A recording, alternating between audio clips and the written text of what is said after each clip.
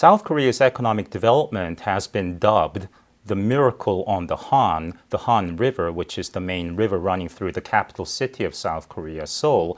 And for a medium-sized country of 40 million, 50 million today, for South Korea as not a city-state, not a small country, to have attained the level of wealth, the accretion of wealth and democracy is truly a singular achievement in the post-1945 period.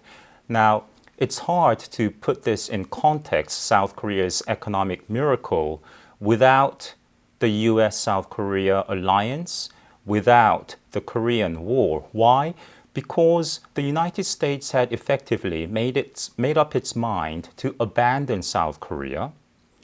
After having governed South Korea for 3 years, from 1945 to 1948, and then Harry Truman and all his key advisors determined that South Korea was neither an asset for an offensive campaign against China or the Soviet Union or for the defense of Japan. South Korea was in fact deemed a liability. So by the summer of 1949, the United States withdrew its troops and left South Korea very vulnerable to North Korea.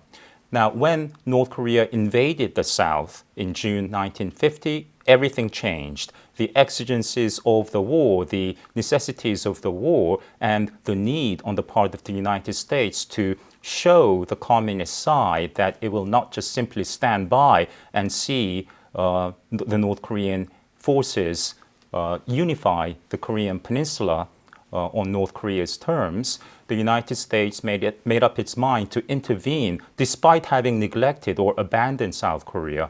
So the war changed everything. The Korean War committed the United States to the region, to the defense of South Korea and Japan and the Asia Pacific.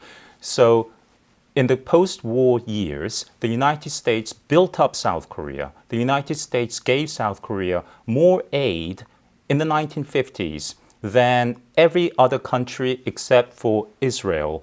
So South Korea's survival and South Korea's foundation of economic development were laid by the United States.